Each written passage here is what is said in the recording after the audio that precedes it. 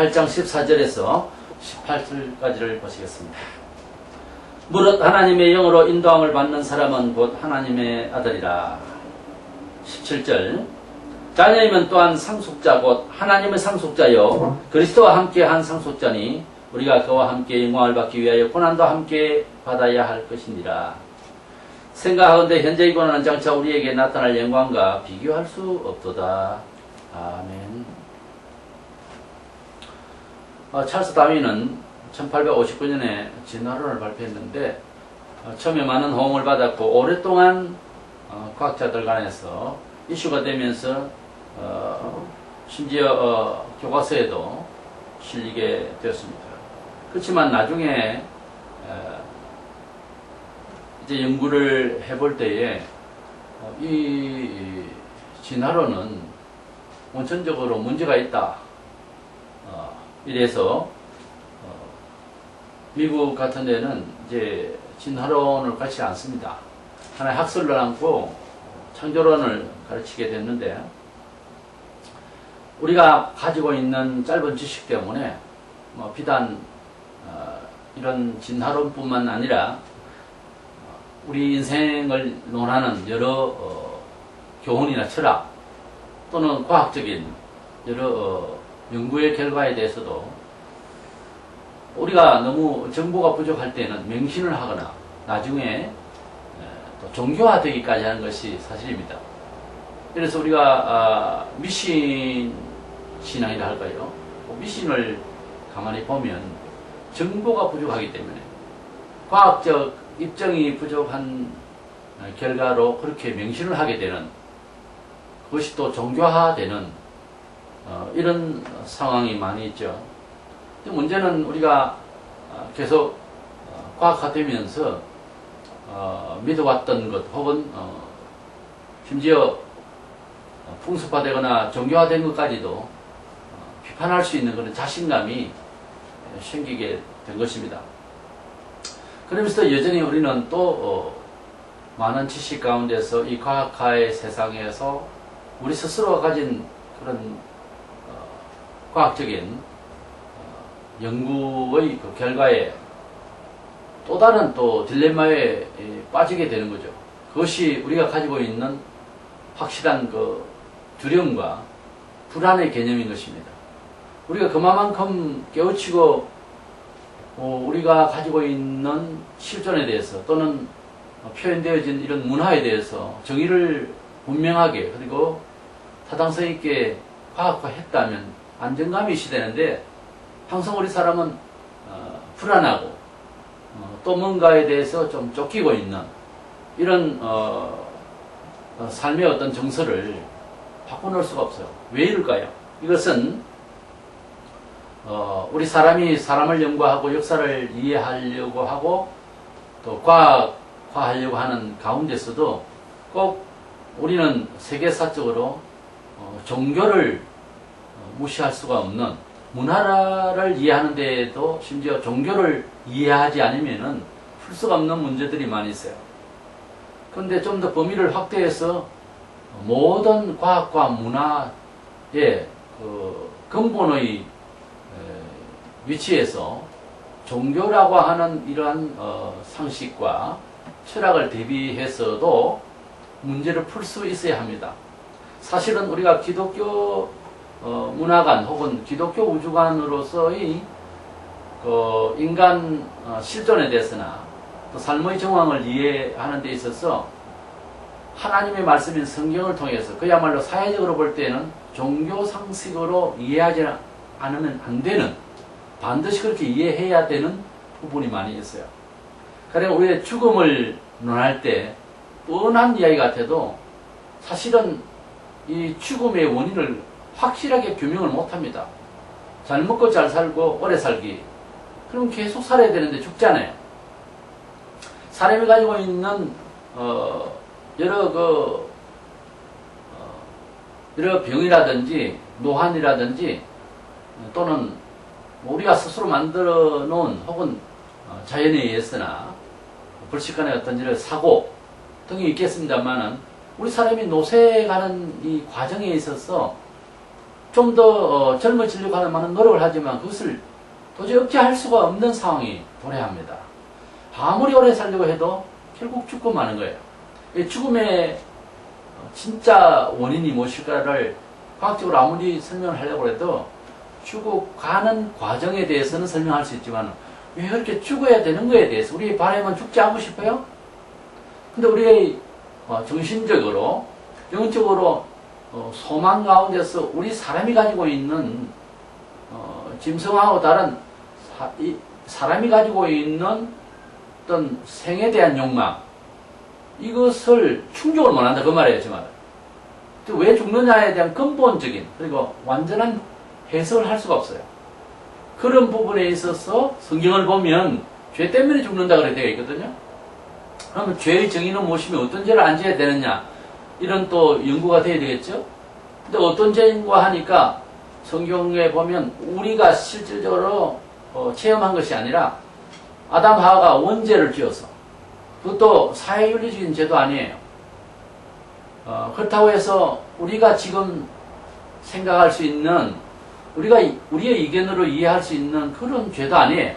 하나님께서 세상을 다 지으시고 그리고 사람을 처음에 지으실 때는 영생할 수 있는 사람으로 지으셨다고 보는 것입니다. 그런데 그 동산에 에덴 동산에 잘 보일 수 있는 그 중앙에 있는 실과가 있었어요. 무슨 실과인지는 성경에 표시하지 않았습니다. 그것을 복숭아니 사과니 이런 말은 할 수가 없어요. 근데 그 실과를 우리 사람의 눈으로 볼 때에는 모든 것이 다 아름답습니다. 사람 마음 먹기 나름인데 사탄이 이 뱀 속에서 말을 하면서 그것을 먹어도 된다고 했을 때 쳐다보니까 너무 탐스럽고 그것을 먹으면 지혜로울 것 같고 아주 구미가 당기는 도저히 먹지 않으면 안 되는 이 궁금증이 유발된 겁니다. 그리고 아주 강하게 그러한 감정을 받았기 때문에 뭐 말하자면 사탄에게 완전히 걸려들은 거죠. 그래서 그것을 먹게 됐는데 하나님께서 그것을 먹으면 죽는다라고 했지만 먼저 하와 아내가 먼저 먹었습니다. 근데 금방 죽지 않으니까 아마 남편에게도 먹으라고 한 것 같아요. 우리 사람이 죽는다는 개념이 오늘 죽는 것과 내일 죽는 것과 10년 후에 100년 후에 죽는 것은 다 같이 죽으면 같은데 우리 사람은 금세 안 죽으면 죽음이 아닌가 생각하지만 그렇지 않지 않습니까? 사인 언도를 참 받는 듯이 그렇게 중병을 앓거나 불치의 병을 앓고 폐병 혹은 암 몇 기에 이렇게 해서 도저히 회생의 가능성이 없을 때 선고를 받을 때 그때는 우리가 죽음을 일상생활에서 생각하던 것과는 완전히 다르게 아주 가까이 생각하는 거죠. 몸소 체험한 데도 관이 아니죠. 그렇지만 이 사람은 지금 살아있는 거예요. 6개월을 살 수 있다, 2달을 살 수 있다, 1년을 살 수 있다 이렇게 판정이 나오겠죠. 그런 진단의 결과를 보고 죽음이라는 개념을 달리 생각할 거예요. 그런데 그런 의사의 진단이 없이 살다가 죽는 사람도 어떤 병으로 죽었다는 그런 사인을 우리가 받을 수가 있습니다. 그럴 때 그런 사인을 밝히고 난 뒤에 보니까 이 사람이 그런 병원에서 진단을 받았으면은 죽음에 대한 생각을 달리 할 건데 그렇게 안 했었기 때문에 죽기까지는 죽음을 그렇게 생각을 하지 않고 사는 거예요. 근데 그렇게 삶이 행복할 수 있고 즐거울 수도 있습니다만은 그러나 아쉽지 않겠어요? 몇 개월 만에 죽을 병을 안고 알지 못하고 죽었으니까 아쉽지 않겠어요? 좀 더 하고 싶은 일이 있었고 남기고 싶은 말이 있을 수 있고 한데 하지 못했잖아요. 네. 그런데 그 삶이 진단을 받고 난 뒤에 마지막 생애를 사는 사람과 알지 못하고 병을 안고 살다가 죽는 사람은 상당히 차이가 있습니다. 죽는다는 그 진단을 받은 사람으로서는 병을 안고 치유할 수도 없는 상황일 때는 사람이 어느 누구나 어떤 인격자라도 일단 많이 변할 거예요. 너무나도 소중한 시간이 되고 아마 삶의 그 유한된 시간에 대해서 최대한 아름답고 최대한 알뜰하게 감사하게 살 수밖에 없는 거예요. 그렇지 않겠어요?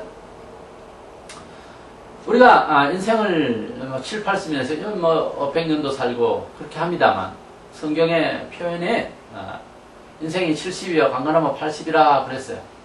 근데 우리의 삶이 어떤 위치에서 어떤 환경에서 살든지 되돌아보면은 정말 세상살이가 그렇게 흠모할 적이 없습니다. 우리가 개인화되고 좀 이기적인 세상을 살면서 사실 그 천륜의 관계, 부모와 자식 간에도 백과 같지 않습니다. 실컷 키워놓고 부모로서 아주 이제 낙담을 할 만한 그런 일을 또는 말을 들을 때에 자식이 아니라 원수라는 둥, 잘해줘봐야 아무 소용없다는 둥, 이런 말들이 왜 생겼겠습니까? 옛날에는 그만큼은 아니었습니다. 지금은 너무나도 개인주의가 팽창하다 보니까 사회에서 혹은 여러 가지 복합적인 원인으로 젊은 세대들이 살아가는 라이프 스타일이나 그 중심에 있어서 철학이 좀 더 우리가 볼 때는 그렇다는 거예요. 변치에 않아야 할 어떤 그 고전적인 또는 천륜적인 것을 몸에 익히지 못한 상태에서 자기네들도 결혼하고 자식을 낳고 키우는 과정까지도 상당한 그 변화가 있습니다. 지금은 그 변화를 우리가 그냥 무시하자는 것이 아니라 이해는 하지만 상당히 슬픈 문제가 많아요. 우리가 사람으로서 살아가는 데 있어서 어떤 기본이라는 모든 것이 그렇지만 기본적인 것이 무너지면 다른 것을 많이 구축하고 한다 해도 결코 행복하다 혹은 행복을 유지할 수 있을 것이다 장담하지 못해요. 사람이 가지고 있는 사람으로서의 살아가야 할 집을 지으면 기둥이 먼저 써야 하듯이 어떤 원천적인 게 있는 거예요. 기본이라는 게 있습니다. 항상.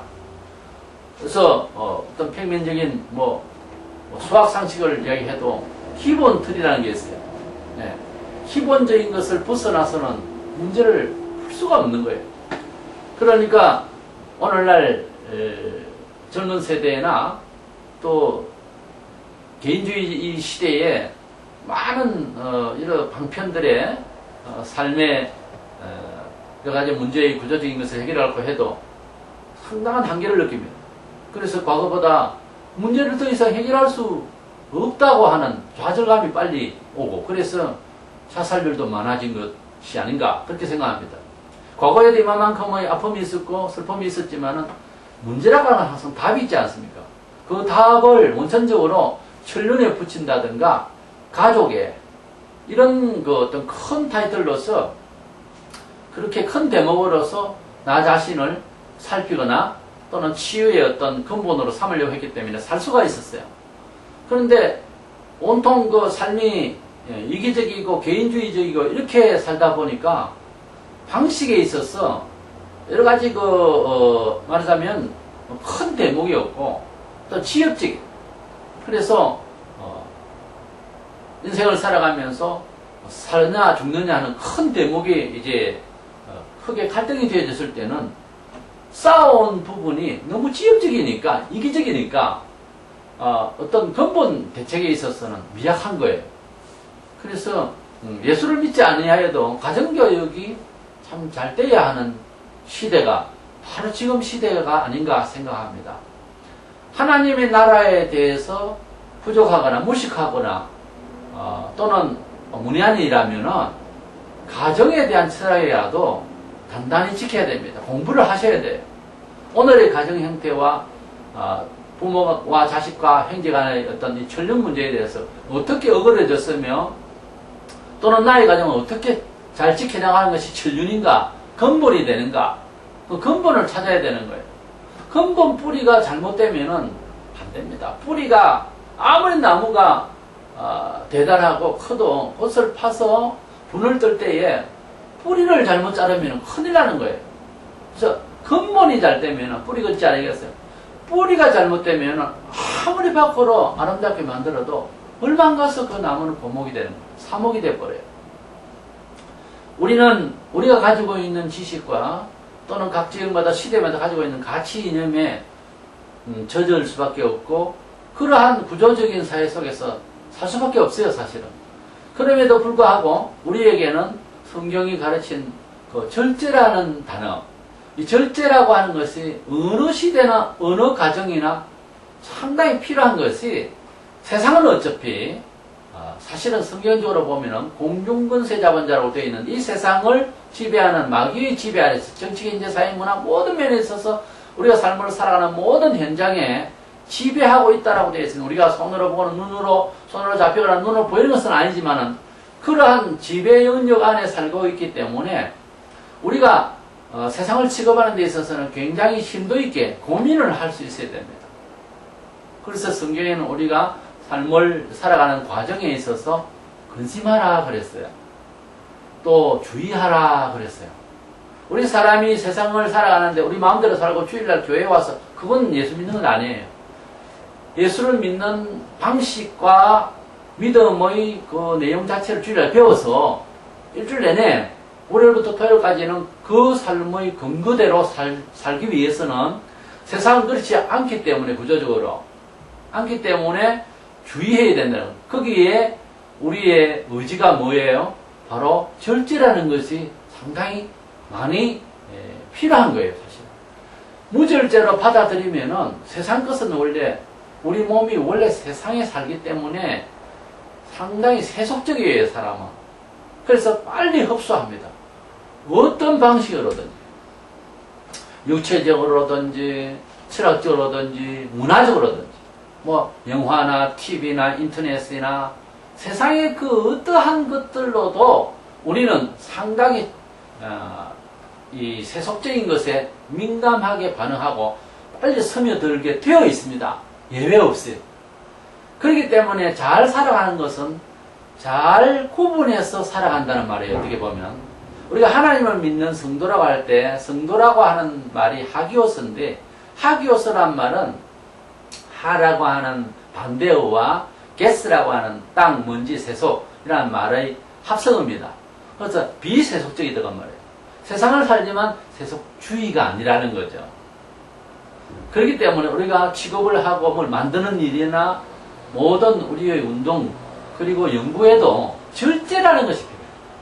우리가 손을 댈 부분을 손을 대야지, 생명공학에도 어느 정도예요. 근데 남자를 여자를 만든다든가 하나님이 벌하신 벌을 안 받고 영생을 하기 위해서 연구를 한다든가, 이건 할 부분이 아니라는 거죠. 왜? 그것을 해서라도 할 수 있는데 왜? 할 수 있어서 해본들 벌은 더 가중될 거예요. 이것은 과학적인 걸 넘어서서 하나님의 천륜을 우리가 어기면 안 되는 그런 말이에요. 하나님의 어떤 프로그램이에요. 그것을 무너뜨리기 위해서 다른 과학적인 생각을 하고 시도를 하면 우리가 시도한 나머지 우리 자신에게 자가당체에 빠져서 헤어날 수 없을 정도로 극히 위험한 형벌이 또 기다린다는 거죠. 자연스러워야 된다는 거죠. 어느 정도지, 그것도. 그래서 가능한 우리가 음식을 취급하는 거나 또 삶을 또 자연을 우리가 이제 즐기고 문화생활 하는데도 굉장히 조심스러운 게 절제가 필요한 거예요. 하나님께서 원죄를 짓고 난 뒤에 우리 사람에게 어떤 한계를 줬다는 거죠. 자칫하면 우리가 하나님이 주신 것을 마음대로 취급하면 되겠거니 하고 오해하면 우리 스스로에게 해가 되는 수가 있다는 거죠. 또 신앙마다 좀 다르지만 극단적으로 들어가면 세속적인 것이 절제 정도가 아니고요. 세속적인 것은 그리 유익한 게 없어요, 사실은. 거의 유익한 게 없어요. 그러니까 많으면 좋다. 이건 세속적이잖아요. 근데 많으면 좋을 것 같아도 몸이 꼭 그냥 비대한 것과 같이 문제가 발생합니다. 그래서 세상에 높아지면 좋겠다. 명예가 높아지면 좋겠다. 모든 걸 할 수 있지 않느냐. 그처럼 높아지면서 좌절하고 대통령도 자살한 사건이 있는데 우리가 높아지면 다 좋을 것이 이렇게 절대화할 수가 없어요. 세상적인 것은 어떻게 보면은 좀 낮은 자리에서 많은 아름다운 봉사를 하는 게 나아요. 적게 먹고 소식하면서 장수해요. 우리가 무엇이든지 절제와 경건, 조심 굉장히 중요합니다. 그것은 삶을 살아가는데 인격적인 대처하고는 다른 부분이에요. 하나님을 만난 사람으로서 인간의 실존과 이 지구촌의 삶을 살아가는 처세예요. 원칙을 말하는 거예요. 하나님께서 이미 우리가 원죄를 안고 있는 인간으로서 나서 우리는 7, 80년의 생활을 살다가 죽어야 되는 거예요. 이 원칙을 벗어날 수 없는데 이걸 벗어나는 듯이 살면 안 된다고 말이에요. 삶을 지금 10대의 청소년이 70이 죽는다 하면은 아득한 이야기죠. 그렇기 때문에 마음대로 사는 거죠. 그런데 7년 후에 죽는다 하면 좀 조심해야 할 거고 7개월 후에 죽는다 하면은 대단히 다르게 생각해야 되겠죠, 삶을. 우리 하나님은 우리 사람을 영원히 살게 하셨어요, 원래. 근데 영원히 사는 것은 고사하고 1000년까지 산다고 칩시다. 성경에는 969살까지 사는 사람이 있는데 무두셀라 같은 사람은 1000년을 산다고 할 때에 한 70년밖에 못 산다고 하면은 어떻게 하면은 500년이나 정도라도 살 수 있겠느냐고 난리가 날 겁니다. 그렇죠? 많은 사람들이 100세 안으로 거의 다 죽고 하니까 그냥 그렇게 죽는가 보다라고 받아들이지, 오늘날 어떻게 하면 잘 살 수 있고 비싸게 이제 돈 들지 않아도 뭐 이 약을 먹으면은 500년까지는 산다 하면은 누가 죽으려고 하겠습니까? 그거 보세요. 오래도록, 아니 영원히 사는 시간의 무한대 시간입니다만 시간으로 봐서는 인생 7, 80년은 밤의 한 경점이에요. 너무나도 짧은 거예요. 우리가 삶을 살아가면서 늘 이렇게 자고 깨고 활동을 하고 살지만은 삶이라고 하는 잠시 눈을 감아보면 그냥 소실적의 추억도 이제 주마등처럼 금세 지나가. 이렇게 지나가는 순간적인 짧은 생애가 남은 생애도 마찬가지로 그렇게 지나가거든요. 그렇게 볼 때 인생 7, 80년이 잠시 한 몇 분 만에 지나가요. 잠시 봄날에 정말 잠시 누워서 잠시 꾸는 꿈과 같은 일장춘몽이라 잠시 꿈을 꾼 듯한 그러한 생애를 산다고 하는 것은 우리가 시로 읽기 전에 그런 낭만적으로 인생을 허탈하게 생각할 것이 아니고 어쩌면 좋아, 어쩌면 이런 식의 삶이 아닐 수는 없을 거라고 생각을 해야 됩니다. 우리가 받은 각자의 인생에 좀 반기를 들고 혁명이 필요한 거예요. 어떻게 하면은 우리 생애를 그렇게 허탈하지 않게 보낼 수 있을까? 이런 생각을 해봐야 되지 않겠어요? 저는 어릴 때부터 그런 생각을 할 수 있는 어떤 조직적으로 교육기관에서부터 교과서에서도 좀 더 틈새에 자꾸 어릴 때부터 가르치다가 중학생 정도 되면 뭐 벌써 인생관에 대해서 좀 가르칠 필요가 있다고 생각해요. 요즘 아이들이 영특하기 때문에 인생의 좌절을 제대로 느껴서 자살들 해요. 네, 초등학생도 그런 경우도 생겨요. 그러니까 삶의 근본에 대해서 가르치지 아니하고 짤막한 생애에 아직 어른들도 답도 못 내는 이 삶의 현장에 살아가는 방식만 매일 가르치니까 인간미가 없어지고 또 힘들면 좌절해버리기 쉽고 이렇게 되는 거잖아요. 그래서 목표가 아주 멀리 있어도 그 목표가 고상하고 참 가치 있고 아름다울수록 사람은 삶의 의욕이 강해지지 않겠어요? 그것이 가르치지 않고 눈앞에 보이는 현상에 대해서 삶을 살아가는 방식만 자꾸 가르치니까 삶을 이해하는 데 깊이가 없다 그 말이에요. 이 모든 인간의 삶의 어떤 철학이랄까? 이것이 왜 이럴까? 로마서 3장 4절에 사람은 다 거짓되에 대해 오직 하나님은 참되시다 할지어다 그랬어요. 성경의 한마디로 사람이 가지고 있는 모든 일들이 다 거짓되다. 그렇다고 해서 사회윤리 도덕의 입장에서 거짓말을 했다는 것이 아니라 어떤 민법적인 거짓말을 했다 이 말이 아니고 사람이 살아가는 모든 연구와 모든 확신들까지 또 우리가 즐겨 살아왔던 것까지도 그 끝에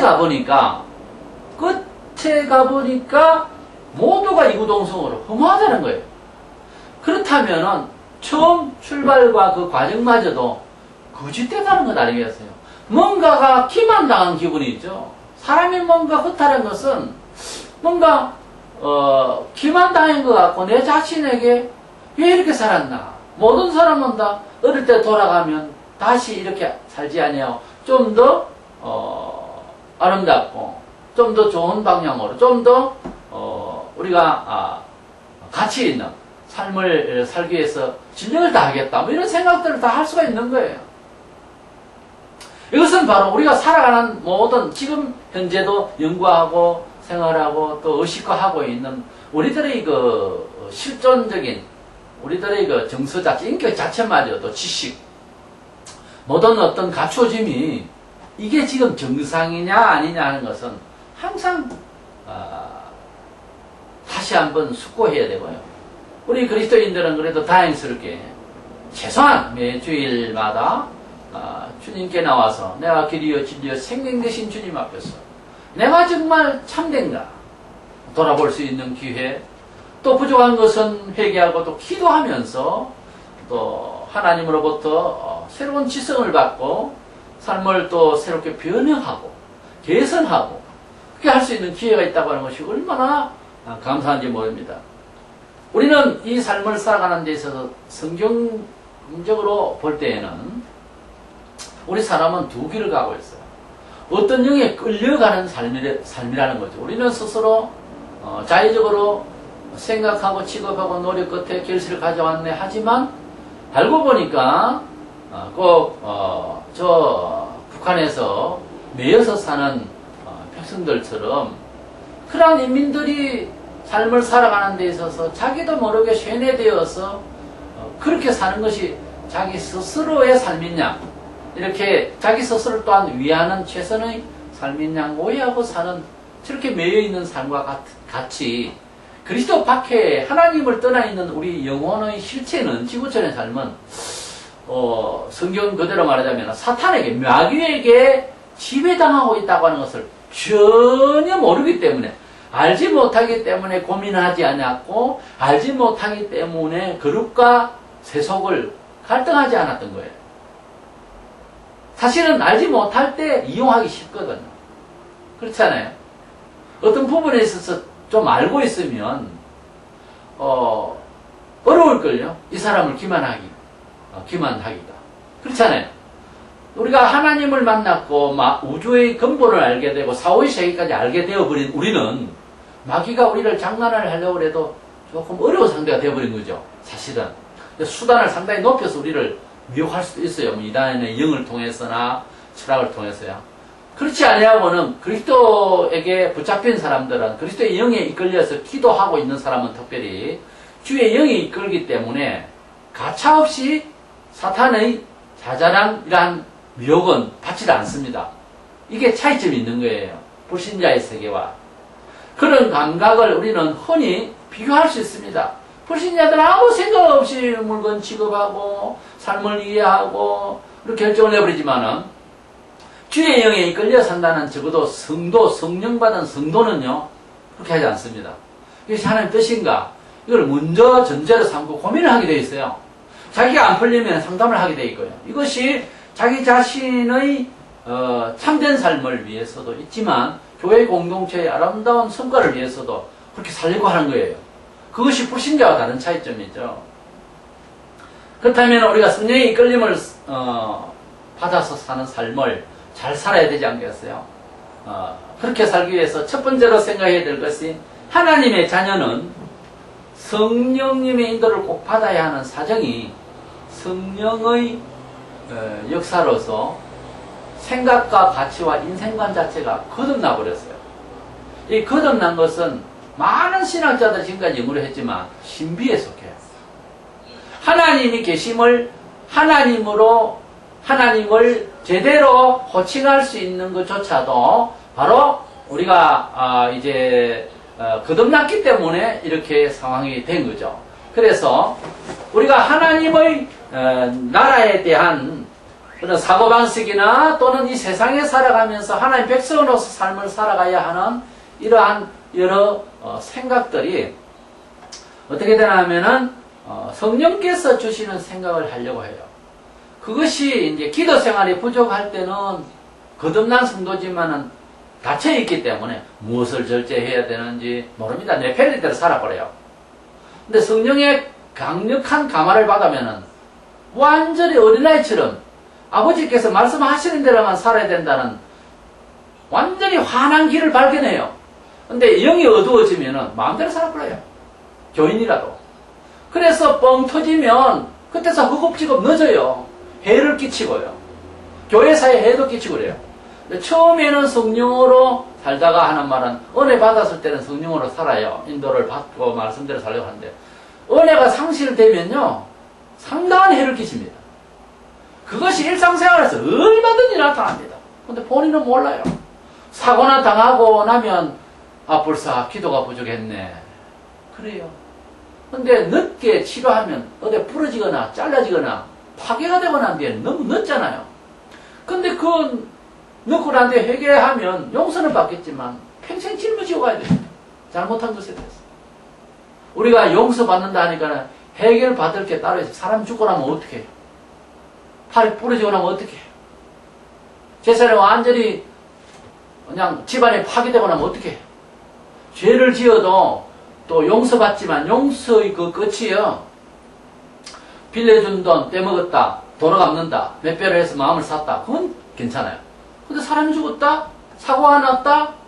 때로는 세월을 다 망가지게 그냥 다 녹여버렸다. 아무 짓도 못하고 죽었다. 어디서 갚을래? 어디서 갚겠다는 거예요? 안 됩니다. 그것은. 그러니까 하나님의 백성은 하나님 백성 다음에 어떤 기본적인 게 있어요. 성령으로 중생했기 때문에 어쩔 수 없이 성령의 인도를 받아야만 하는 것이 필수사항이에요. 이 감각이 무너지면 계속 사고를 냅니다. 계속 안 되는 거예요. 그러니까 어떻게 합니까? 우리가 몸이 아프면 계속 구토를 하거나 설사하거나 아프거나 이상한 소리를 지르거나 어떤 병이 정세가 이제 나타나기 시작하면 이제 시간이 다들 없지만 시간을 내서 진료를 받아야 되지 않겠어요? 치유하면은 그만큼의 경제적인 손실이라든지 이런 게 있습니다. 그렇지만 그 몸 그대로 가다가는 다른 사람도 다치고 본인도 죽는 거예요. 그러니까 시간을 내서 묵상을 해야 되는 거예요. 금식 기도를 필요로 할 때는 금식도 해야 되는 거예요. 하나님 앞에서 치료받기 위해서 편하게 자기를 돌켜 진료를 제대로 받아야 되는 거예요. 의사한테 가가지고서 위장에 탈이 났는데 제 머리가 아픕니다. 머리만 잘 만져주세요. 조건부로. 하나님 앞에 기도하러 왔습니다. 근본이 잘못됐는데 그건 나도 아버지 하나님 뭐 주세요. 어째 주세요. 이게 치료가 된다고 생각하십니까? 철학 기도를 해보세요. 그게 응답이 되는지. 나는 철학 기도를 했는데 응답이 없네. 또 삐쳐요. 지금 그게 아니잖아요. 신앙심이라고 하는 것은 어쩌면 굉장히 쉬운 얘기입니다. 양심이에요. 선한 양심으로 하나님 찾는다는 표현돼서 그래서 성경에. 자기 양심을 돌아본다고 하는 것은 인격하고는 전혀 상관이 없습니다. 신앙 양심이라고 하는 것은 누구나 있어요. 그 끈을 놓치면 이건 회개망청한 사람 돼요. 그러니까 하나님 앞에 받은 참 첫사랑, 그 첫신앙, 그 깔끔한 신앙 양심을 회복하기 위해서 간절해야 됩니다. 우리가 병을 치유하는데도 더 진전되지 않게 이제 병을 머물게 하는, 그래서 잘 이끌다가 나중에 큰 수술을 받게 되는 이런 경우도 생길 수가 있어요. 사람마다 형편이 다 다르니까. 그와 같이 우리가 뭔가 한 번은 내가 뒤집어지고 정말 치유를 크게 받아야 될 건데 그러지를 못하다면 지나으로 하나님 앞에 묵상으로 내 영혼을 보존해 가는 것 정도라도 하고 있어야 되는 거예요. 그러다가 어느 날 큰 은혜 받아서 뒤집어져서 완전 내장까지 완전히 다 심령골수를 찔러 쪼개는 하나님의 말씀으로 치유될 수 있는 거예요. 근데 하나님께서 치유하신다는 걸 믿는다 하면서 치유하고자 하는 의지가 없어요. 이게 이제 문제인 거예요. 나는 치유할 게 없다는 거지. 이게 이제 사람 잡는 거예요. 불신자들이 왜 예수를 안 믿습니까? 죄가 없다는 거지요. 이만한 죄는 다른 사람들도 있다라는 거죠. 함께 죽자는 거죠. 스티커 같이 다 물리는 거예요. 중앙선 치고 보면 안 걸리더라. 한번 해보지요. 다 찍힙니다, 같이. 남 지키니까 나도 지킨다. 돈은 남이 대줍니까? 내가 대야지. 하나님의 자녀는 하나님의 자녀라고 하는 존재 자체가요. 아무렇게나 말할 수 없어요. 교회 왔다 간다고 하는 자녀가 아닙니다. 성령으로 중생한 사람이기 때문에 하나님 자녀라고 그래요. 성도라고 그래요. 구별된 거예요. 그래서 개념의 차이가 아니고 본질적인 차이입니다. 관념이 아니에요. 실상입니다. 때문에 근본을 알고 있다면 회복하려고 하는 노력이 필수적인 거예요. 노력하지 않으면은 생명이 단축되어 죽습니다. 하나님의 백성은 하나님의 영에, 하나님의 천륜에, 하나님의 계시에 조심해야지 세상의 철학을 가지고 너무 이렇게 과다하게 말하면 그 하나님의 음성이 아닌 사람이 하나님의 이름으로 엉뚱한 소리를 하기 때문에 생명이 단축된다니까. 성경에 가령 많이 웃으면 복이 온다. 그런 거 없어요. 오히려 자기를 돌아보고 회개하는 자가 장수합니다. 그 말 그렇게 계속 그렇게 잘못하면 안 되거든요. 우리 한국 교회도 지금 이제 긍정주의 사고 방식이 너무 만연해져 있는데 한국 교회 생명이 짧을 거예요. 본문 14절 15절에 보면 무릇 하나님의 영으로 인도함을 받는 사람은 곧 하나님의 아들이라. 너희는 다시 무소하는 종의 영을 받지 아니하고 양자의 영을 받았으므로 우리가 아빠 아버지라 부르짖느니라. 하나님의 영을, 양자의 영을 받아 하나님의 영을 받은 사람이라야 하나님의 자녀라고 그랬어요. 그러니까 하나님의 영을 받았습니까? 이렇게 가령 묻는다고 칩시다. 너무 어려운 말이라고 생각을 하는 그대가 영이 지금 너무 어려운 상태이기 때문에 그렇습니다. 성경은요, 히브리어나 헬라어나 뭐 그대로 이렇게 기록되어 있는 이런 단어 외에는 알고 보면 영이 열리면 알아듣기 쉽게 되어 있어요. 굉장히 어려운 부분도 있어요. 근데 그런 부분에 대해서 좀 더 쉽게 모르는 내 영혼 상태가 지금 어려운 상태예요. 사실은. 그래서 제가 단호히 말씀드리건데 성경이 어렵다라고 하는 말을 함부로 그거 할 수 없이 하는 거예요. 말을. 어쩔 수 없는 거지. 감출 수가 없죠. 어렵다는 말은 영의 상태가 현재 상당히 문제가 있다는 말이에요. 여기에 대해서 반론이 있을지 모르지만 우리 하나님 앞에 회개하고 맑은 정신이 오면 성령이 충만하면 어차피 성경은 성경으로 기록됐어요. 때문에 어떤 단어의 특수한 이런 단어의 뜻은 모를지라도 흐름은 다 알게 되어 있어요. 왜 적었는지도 알게 되어 있어요. 요한복음 3장 5절에 예수께서 대답하실 때 진실로 진실로 너희에게 이르노니 사람이 물과 성령으로 거듭나지 않으면 하나님 나라에 들어갈 수가 없느니라. 물과 성령으로 거듭나지 않으면 하나님 나라에 들어갈 수가 없다고 했어요.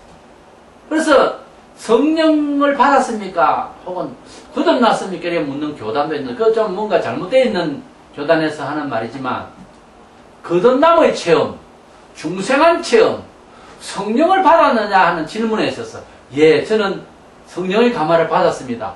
말할 수 없다는 것은 사실은 문제예요. 성령의 감화를 받은 사람은 성령의 감화를 받고 난 뒤에 나타나는 현상에 성경에 나오는 일들을 이해해요.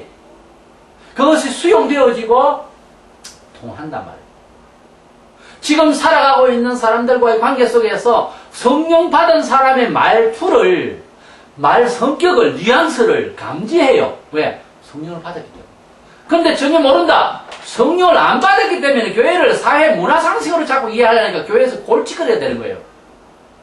직분을 가져도 성령의 감화에 훈련이 안 돼 있는 사람은 협력하는데 상당히 문제를 일으킵니다. 성령의 사람은 나중에 나아가서는 마귀의 영이 어떻게 세상을 또는 신자들을 미혹하고 교계 사회를 어지럽히는 것까지도 영안이 열려서 조심히 닦아고 이게 상대적으로 보이는 겁니다. 성령의 충만함을 받으면 그와 같이 분석이 되기 때문에 경건이 필요하고 떨림으로 구원을 이루라고 하던 바울의 말이 생각나요. 그래서 성령의 인도를 받아야만 하는 존재라고 하는 자기의 정체성을 확인한 성도라고, 진정한 성도라고 하는 사람은 교회에서 어떤 일을 하나, 교회 사회에서 무슨 선교를, 이 모든 일들에 대해서 이런 말을 합니다. 빌립보서 3장 3절에 하나님의 성령으로 봉사하며, 봉사를 해도 교회에서 봉사하니까 봉사한다가 아니고 성령으로 봉사하며, 성령의 인도가 없이는 봉사하는 게 땀만 나지 아무것도 안 돼요. 에베소 6장 18절에 모든 기도와 간구를 하되 항상 성령 안에서 기도하고, 기도의 진짜 하나님과의 소통의 기도가 뭔지를 아는 사람이 이 말을 이해합니다.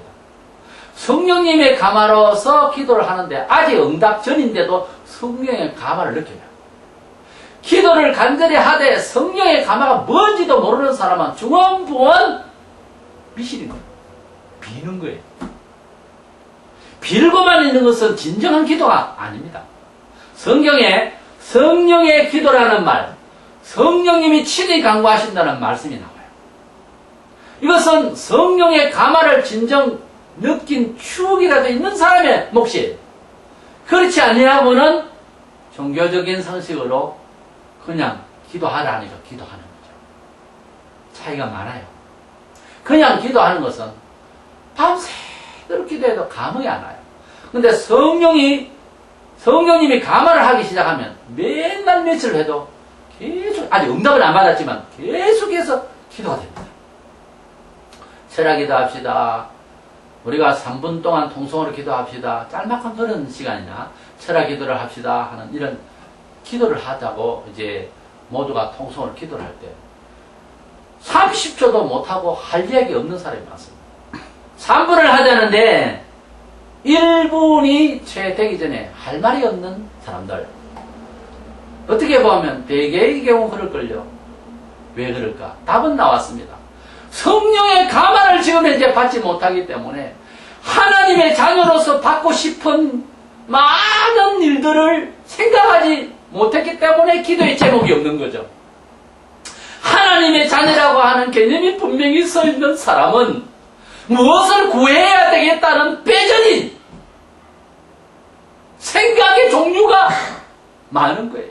그런데 그런 생각이 없기 때문에 성령의 감화를 받든 말든 간에 하나님의 자녀로서 받고 싶은 욕망이 설정이 되어 있지 않기 때문에 기도할 게 없는 거예요.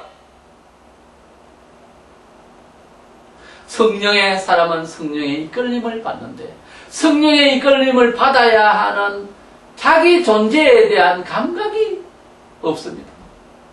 중생에서 구원받았는지 모르지만은 훈련이 안 돼 있고 성령의 감화를 간절하지 못하다가 세월이 쭉 가다 보면 돌덩어리처럼 되어버립니다. 구원은 받았는지 모르지만은 지루하게 세월을 깎아먹고 사는 사람이에요. 그런 사람을 소위 부끄러운 구원을 받는다 해서 로카 같은 사람으로 취급합니다. 구원은 받았지만 부끄러운 구원이에요. 교회 안에는 뒹글뒹글하게 그냥 세월을 보내는 사람이 숱합니다. 성령의 감화가 얼마나 요긴하고 내 삶의 처술에 완벽한 것인 줄을 한 번도 감화를 받지 못한 사람. 성령으로 거듭나서 예수님은 구주라는 것은 믿긴 하지만 그 이상이 아닌 사람. 나이는 들었고 연륜은 있는데 영적으로는 어린아이 상태에 있는 사람. 우리가 보통 그런 사람들을 특수 병을 앓는 사람이라고 하죠. 성장이 멈춘 사람. 또는 지적 장애를 가진 사람. 장애자도 인격체입니다만 장애자요 그 집안의 자녀이긴 하지만 그 이상은 아니다. 그 장애자를 돌보고 있는 행제를 생각해 보세요. 이 말이 되는 이야기입니까? 얼마나 고통스럽겠습니까? 놀라운 사실은 그 장애자는 그 도움을 뭔지를 모르고 있어요. 왜? 지능이 그렇게밖에 안 되기 때문에 그냥 도움을 받는 것을 당연히 생각하는 이런 교인이 쫙 다녔습니다. 지금. 이런 상태에서 하나님의 자녀라고 세상에 나가서 그 장애의 몸을 뭘 하겠다는 거예요? 우리가 하나님의 자녀라면 반드시 성령의 감화를 받고 말아야 된다고 하는 생각이라도 분명하게 하시기를 바랍니다. 두 번째로 그렇다면은 성령의 감화를 받고 성령의 인도를 받으면 그 끝이 무엇이냐? 성령의 감화를 받고 살고자 하고 그렇게 살고자 해야 한다고 하는 사람의 마음속에는 무엇이 각오되어야 되는가? 본문에 의해서 보면은 그리스도 예수가 성령의 충만함을 받고 살았습니다. 그리스도 예수께서 그런데 십자가에서 돌아가셨습니다. 기독교에 대한 이해를 단편적으로 하면 안 됩니다. 예수께서는 세상적 목숨이라고 해야 되겠죠. 세상의 얼굴과 몸을 가지셨습니다. 이 목숨을 버리시고 영광의 부활의 완전한 새 몸을 우리에게 표적적으로 보이시기 위해서 하나님의 아들이 오셔서 육신으로 오셔서 고난을 받으시고 십자가에 돌아가시고 그러고 난 뒤에 사흘 만에 부활하셔서 영광의 몸을 보여주셨습니다. 그 영광의 몸을 우리에게 왜 보여주셨습니까? 우리가 그 영광을 받기 위해서는 그리스도와 함께 그러한 십자가적 삶이 우리에게도 반드시 경유해야 된다는 사실을 보여주신 것입니다. 한국교회는 70년대 중후반부터 조용기 목사와 은사주의자들에 의해서 기독교 예수쟁이가 어떻게 하면 잘 믿고 어떻게 하면 복받는가. 그래서 기독교인으로서 마지막 그 신앙의 결과는 잘 먹고 잘 살아야 된다. 이쪽으로 가는 거예요. 그러니까 밤새도록 기도하고 성령의 감화를 받기를 원하고 하는 이 모든 것들의 궁극적인 목표는 내 삶이 번영하기를 원하는 거예요. 소위 번영신화예요. 내 삶이 잘 되기를 원하는 성공하기를 원하는 성공신학이 되는 거예요. 그래서 뭐 이랬던 저랬던 어떤 기적이 일어나야겠고 뭐 잘못된 것은 뭐 모조리 다 잘못됐고 다 이건 신학이 아니고 이런 식으로 생각합니다. 예수 잘 믿고 그래서 11조 내고 뭐 주일 성수하고 신앙생활 잘 하는데 뭔가 화를 당했다. 그러면 이 교회는 나쁜 교회인가 보다. 뭐 이런 식으로. 그래서 마귀는 잘 됐다 싶어가지고 예수님께도 미혹을 했는데 일반 사람은 안 하겠습니까? 네가 내게 경배하면은 모든 영광 권세를 네게 주겠다. 라고 마귀가 분명히 그렇게 말했습니다. 마귀는 처음부터 거짓말쟁이입니다. 거짓의 아비라고 했죠. 아담과 하와에게 이렇게 문제를 뒤집어 씌운 것도 네가 하나님하고 같이 된다. 먹어도 안 죽는다. 이게 거짓말인 거예요. 금세는 안 죽거든요. 근데 나중에는 죽었거든요. 그래서 내가 금세 죽는데 했느냐? 또 이렇게 말하려고 준비하고 있었을 거예요. 왜 금방 안 죽는데 나중에는 죽는데 왜 금방 죽지 않는 거 그 이야기 안 했냐 하면 내가 언제 금방 죽는데 했느냐? 그냥 죽지 않는다 그랬지. 이렇게 말 준비를 다 했다고 말해요. 마귀는. 끝까지 물어보고 끝까지 따져보고 했으면은 그 실과를 먹지 않았을 거예요. 금방 안 죽지만 나중에는 죽는 것 아니냐 이래 물어봤으면 문제는 달랐다고 말해요. 본문 17절에 자녀이면 또한 상속자 곧 하나님의 상속자여 그리스도와 함께 한 상속자니 우리가 그와 함께 영광을 받기 위하여 고난도 함께 받아야 할 것이니라. 우리가 잘 되기를 원하고 하나님도 그렇게 생각하세요. 근데 그 방법이 그 과정이 있어요. 항상 예수께서 영광스러운 교주가 되고 성자 하나님의 영광을 그대로 확실하게 확정한 것은 부활 때문인 건데 그 부활을 위하여서 십자가에 죽음이 있었다는 거예요. 단순히 그냥 죽는 현장만 아니라 하나님의 아들의 권위와 능력과 보여준 모든 것들을 다 접어야 하는 그 억울함과 그 고소당함과 말도 안 되는 이러한 판정에 의해서 죽어야 하는 그 과정을 수납했다는 거죠. 이런 것을 성도들이 하라고 여러 가지로 말씀하셨어요. 안 하잖아요, 지금. 나 죽기 싫다는 거지. 나 명예훼손 당하기 싫다는 거지. 고소한다는 거지. 성경이 고소하지 말았어요. 나 십자가 지기 싫다는 거지. 십자가는 예수님이 다 졌으니까 막 안수해가지고 복 그냥 주세요. 그걸 뭐라고 하냐면 사회적으로 불한단이라고 해요. 땀 안 흘리고 금세 복 받는 그런 투기 심리. 힘 안 들고 잘 사는 법. 무려 성경도 쉬운 성경 그런 물론 다른 뜻에서 한 말이지만 성경은 그렇게 살아가기가 쉬운 게 아닙니다. 내용상으로는 그렇다는 거죠. 쉬운 성경이라는 게 있을 수 없어요. 옛날에 지금이랑 똑같습니다. 농경사회나 이 과학시대나 예수쟁이로서 살아가기에는 똑같습니다. 힘든 건 본문 18절에 생각건대 현재 이거는 장차로에 나타날 영광과 비교할 수 없도다. 하나님의 나라에 가서 받을 상, 또는 이 지상에서도 그렇습니다. 많은 축복을 받을 수 있어요. 그런데 그 하나님께서 진짜 주시는 축복을 받기 위해서는 또 축복의 성격은 세상적인 것하고 다릅니다. 방식이 틀려요. 하나님께서 주신 것은 셋인데 세상적으로 마련한 것은 7이라 칩시다. 그런데 7보다 셋이 이상하게 영혼을 보존하는 그런 느낌으로 풍족한 마음으로 살 수 있다면 어느 쪽으로 가겠습니까? 7가지를 가지고 불안할래요? 3가지를 가지고서 행복하실랍니까? 그런데 놀랍게도 기독교 2000년 역사 동안 보면 하나님께서는 3만 가지도 하나님 뜻대로 사는 것으로 가겠습니다 한 사람에게 오히려 7년을 주셨다는 놀라운 사실 아니겠어요? 기독교를 받아들이고 한 나라와 시대가 개선되고 부유하고 지금도 선진국입니다. 대다수가. 예수께서 성령으로 나셨죠. 예수께서 40일 동안 금식하다가 성령에 충만하셨죠. 그것도 시험을 받아요. 마태복음 4장 1절에 그때 예수께서 성령에게 이끌려 마귀에게 시험을 받으러 광야로 가서 성령의 충만을 받았는데 성령에 이끌려 왜 마귀에게 시험 받으러 갔죠? 라고 의문을 제시할 만큼 한국 교회는 지금 현재 성령 받으러 무조건 잘 된다 이렇게 생각하는데 그렇죠.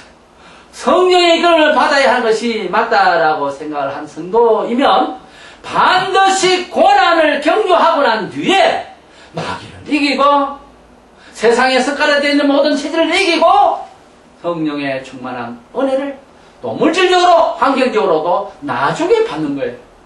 예수님께서 성령의 충만함을 받았는데도 성령에 이끌려 마귀에게 시험을 받았다. 성령에 이끌리면 시험을 안 받는다고 가르치는 사람은 잘못된 거예요. 때문에 성령의 이끌림을 받는 삶의 주제에서 알아야 될 사실은 우리 성도는 성령의 사람이라고 하는 이 정체성에 대해서 누구나 그리스도 안에 들어왔는 모든 사람은 그렇게 자기를 그렇게 생각을 해야 돼요.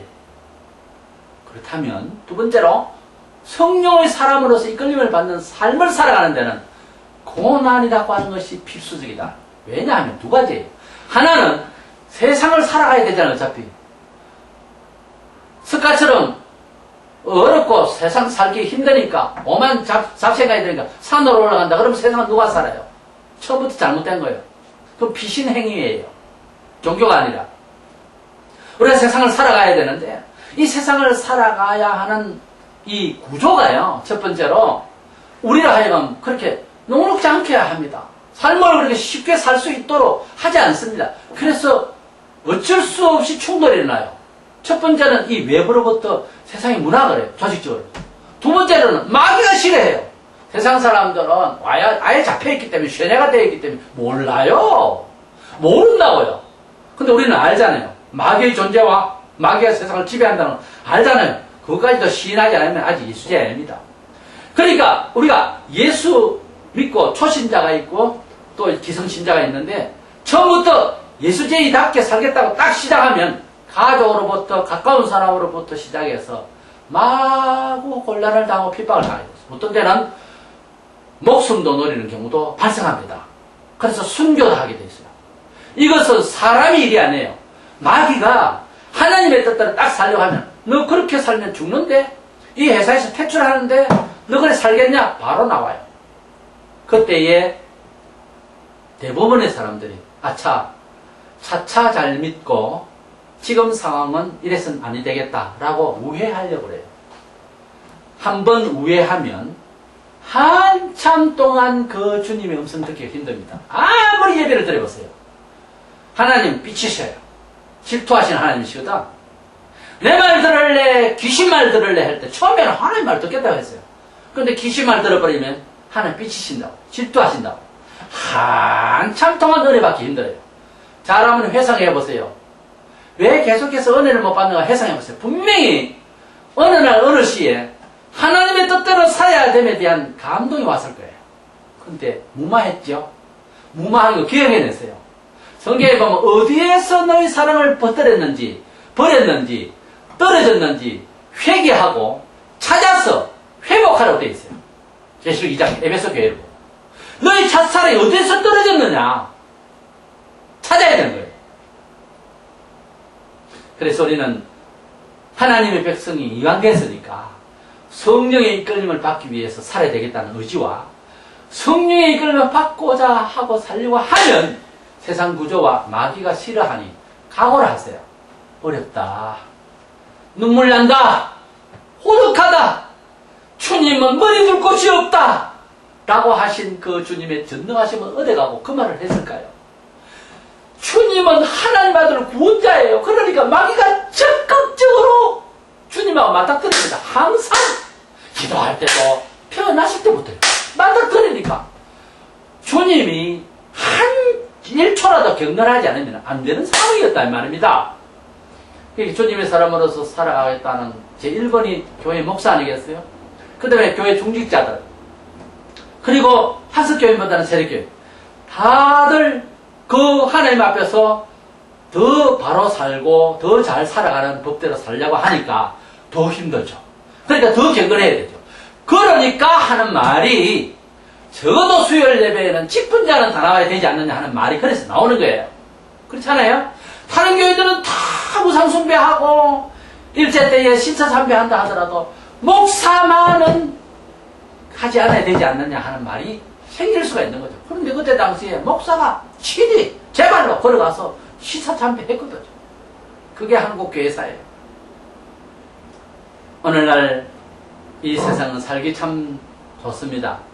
앉아서 전화 한번 하면 밥이 들어오고 쌀이 들어오고 뭐 다 됩니다. 이것이 과연 우리 영혼이 과연 편리한 정도일까? 거기에는 또한 예의가 필요하고요. 거기에는 또한 우리의 절제가 필요하고요. 거기에는 또한 하나님의 뜻이 규명이 되어야 됩니다. 이런 긴장 없이 살아가는 것은 굉장히 위험한 거예요. 영혼이 부패되고 나중에는 어떻게 보면요, 성경에는 또 하나님 무관심 대상자가 돼버려요. 무관심해버리면 죽는 날에는 구원을 받을지 몰라도 진짜 비참한 겁니다. 그래서 성경에 간섭 가운데 있는 성도와 무관심 가운데 있는 같이 구원을 받아도 두 종류가 있어요. 성도도.